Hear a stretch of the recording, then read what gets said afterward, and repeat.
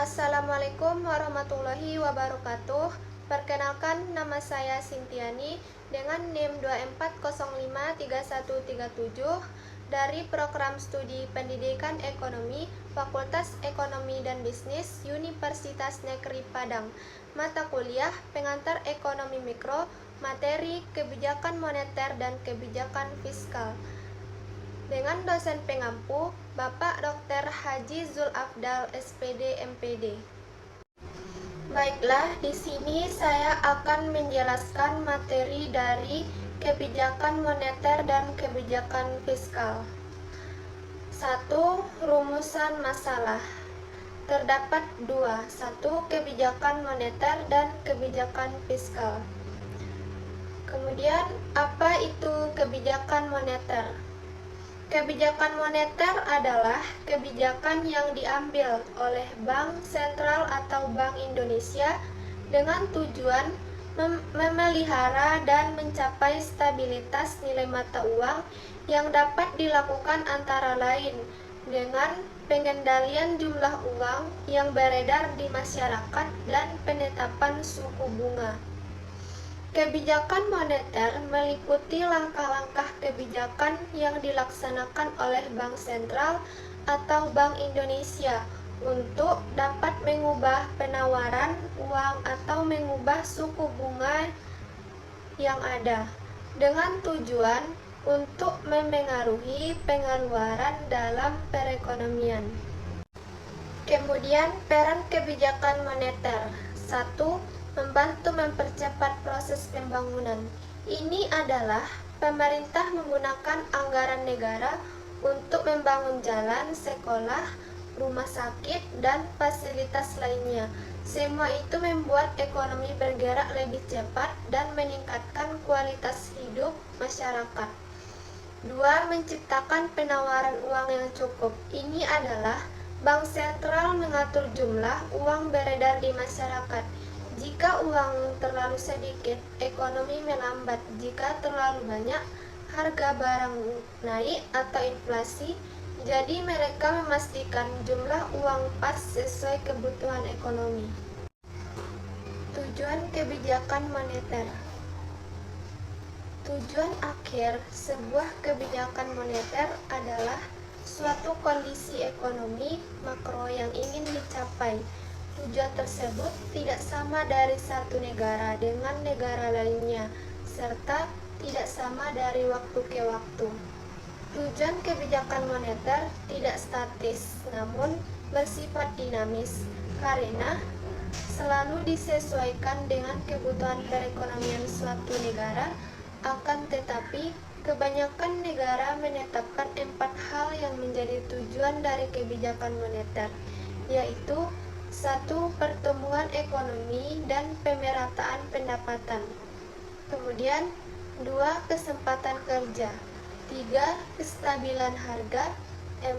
Keseimbangan neraca pembayaran. Kemudian kebijakan moneter dan investasi. 1.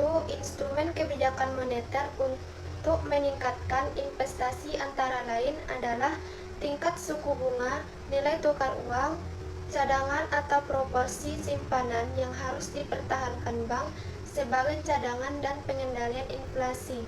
2. Kebijakan moneter dapat bersifat ketat atau ketat, akomodatif atau longgar, atau netral atau di suatu tempat di antaranya. Ketika ekonomi tumbuh terlalu cepat dan inflasi bergerak secara signifikan lebih tinggi, Bank Sentral dapat mengambil langkah-langkah untuk mendinginkan ekonomi dengan menaikkan suku bunga jangka pendek yang merupakan kebijakan moneter yang ketat atau ketat.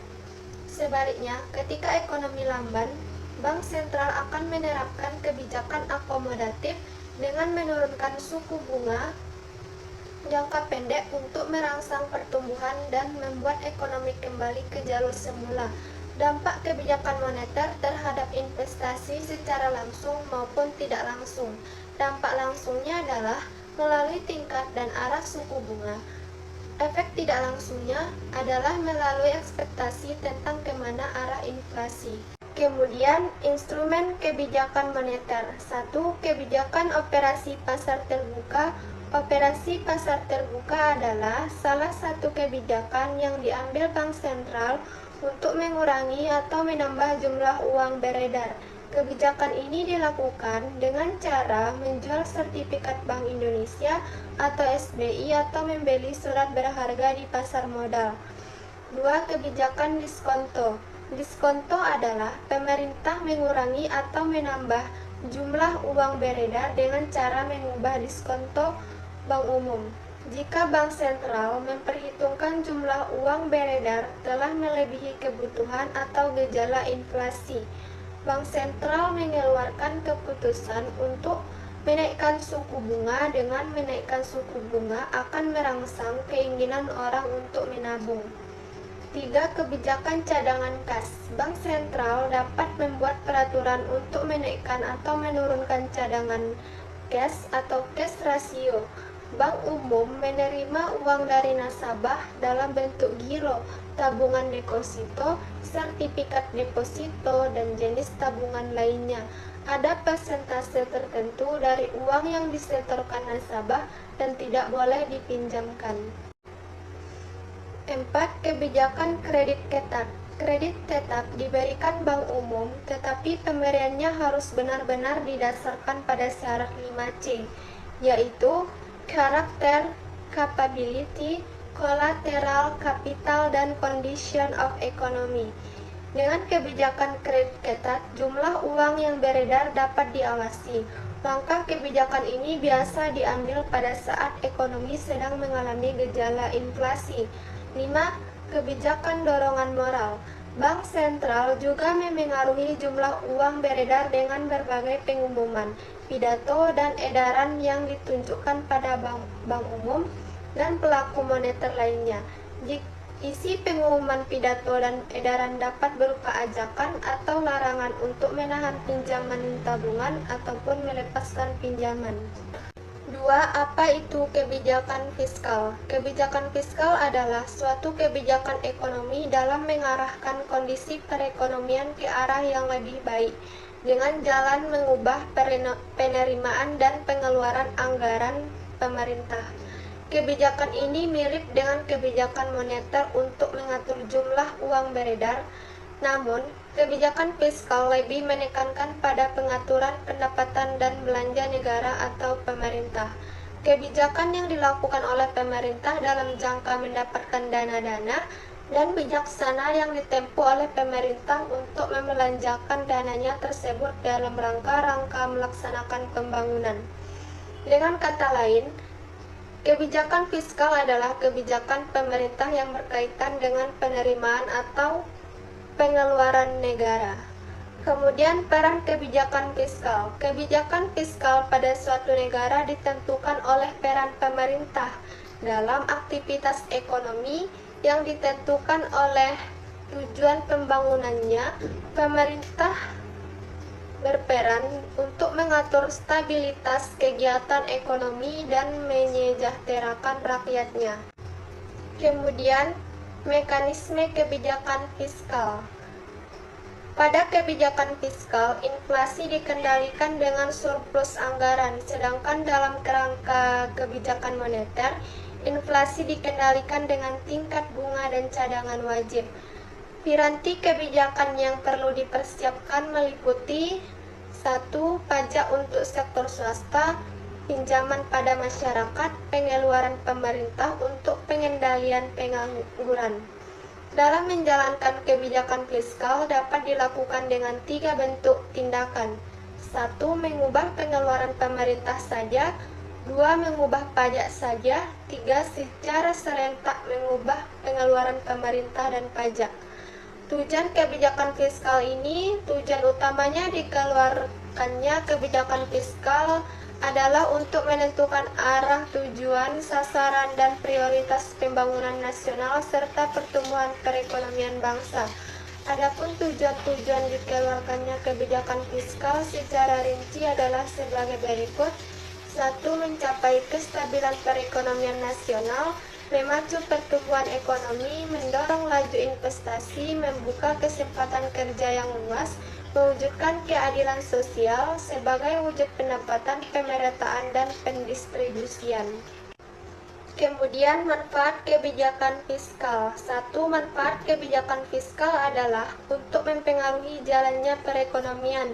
Hal ini dilakukan dengan jalan memperbesar dan memperkecil pengeluaran konsumsi pemerintah atau G, jumlah transfer pemerintah atau TR, dan jumlah pajak atau TX yang diterima pemerintah sehingga dapat mempengaruhi tingkat pendapatan nasional atau Y dan tingkat kesempatan kerja atau N. Dua, manfaat utama kebijakan fiskal adalah untuk mencegah pengangguran dan menstabilkan harga. Implementasinya untuk menggerakkan pos penerimaan dan pengeluaran dalam anggaran pendapatan dan belanja negara atau APBN. Dengan semakin kompleksnya struktur ekonomi, perdagangan, dan keuangan, maka semakin rumit pula secara penanggulangan inflasi. Kombinasi beragam harus digunakan secara tepat seperti kebijakan fiskal, kebijakan moneter, perdagangan, dan penentuan harga. Kemudian, kebijakan fiskal dari sisi teori. Satu, kebijakan fiskal fungsional merupakan kebijakan untuk pertimbangan pengeluaran anggaran dan penambahan kesempatan kerja yang dilakukan oleh pemerintah karena akibat tidak langsung dari pendapatan nasional. Dua, kebijakan fiskal yang disengaja merupakan kebijakan fiskal yang dimaksudkan untuk mengatasi masalah ekonomi yang sedang dihadapi dengan cara memanipulasi anggaran belanja secara sengaja, baik melalui perubahan perpajakan maupun perubahan pengeluaran pemerintah. Ada tiga bentuk dari macam kebijakan fiskal ini, yaitu satu, membuat perubahan pada pengeluaran pemerintah. Dua, membuat perubahan pada sistem pemungutan pajak. Tiga, membuat perubahan secara serentak baik pada pengelolaan pemerintah maupun sistem pemungutan pajak. Tiga, kebijakan fiskal tak disengaja. Kebijakan ini dimaksudkan untuk mengendalikan kecepatan siklus bisnis supaya tidak terlalu fluktuatif. Dalam kondisi depresi, kebijakan ini dimaksudkan untuk menambah aktivitas kegiatan ekonomi yang terjadi, sedangkan dalam keadaan inflasi, kebijakan ini akan mengurangi aktivitas tersebut. Jenis penstabil otomatis atau kebijakan fiskal tak disengaja yaitu pajak proporsional, pajak progresif, kebijakan harga minimum, asuransi pengangguran. Kemudian, kebijakan fiskal dari sisi penerimaan dan pengeluaran. Satu, kebijakan fiskal seimbang. Kebijakan fiskal seimbang merupakan kebijakan yang membuat antara penerimaan dan pengeluaran menjadi sama jumlahnya. Salah satu kelebihan dari kebijakan fiskal seimbang yaitu negara tidak perlu meminjam dana dari pihak dalam negeri atau luar negeri. Sedangkan kelemahannya, kondisi perekonomian akan menjadi terpuruk apabila keadaan perekonomian negara dalam kondisi tidak menguntungkan. Dua, kebijakan fiskal surplus. Kebijakan fiskal surplus merupakan kebijakan yang mana jumlah pendapatan harus sedikit lebih tinggi dibandingkan dengan jumlah pengeluaran. Kebijakan fiskal ini merupakan cara untuk menghindari inflasi. Tiga, kebijakan fiskal defisit. Kebijakan fiskal defisit yaitu kebijakan yang berlawanan dengan kebijakan surplus. Berarti jumlah pendapatan lebih rendah dari jumlah pengeluaran. Beberapa kelebihan dari kebijakan fiskal ini adalah bisa mengatasi kelesuan dan depresi pertumbuhan perekonomian. Sedangkan untuk kekurangannya adalah anggaran negara selalu dalam keadaan kekurangan. 4. Kebijakan fiskal dinamis. Kebijakan fiskal dinamis merupakan suatu kebijakan yang mirip dengan kebijakan fiskal seimbang, namun dengan ditambah improvisasi yaitu sama besar jumlahnya, tetapi seiringnya waktu kedua-duanya akan bertambah besarnya. Kegunaan dari kebijakan ini adalah menyediakan pendapatan yang bisa untuk memenuhi kebutuhan pemerintah yang bertambah seiring berjalannya waktu. Kesimpulannya, Kebijakan moneter adalah upaya bank sentral untuk mengatur jumlah uang beredar dan suku bunga guna menjaga stabilitas ekonomi seperti mengendalikan inflasi. Sementara itu, kebijakan fiskal adalah tindakan pemerintah mengelola anggaran negara atau pajak dan pengeluaran untuk mendorong pertumbuhan ekonomi dan kesejahteraan masyarakat. Keduanya saling melengkapi dalam menjaga ekonomi tetap stabil dan berkembang. Terima kasih.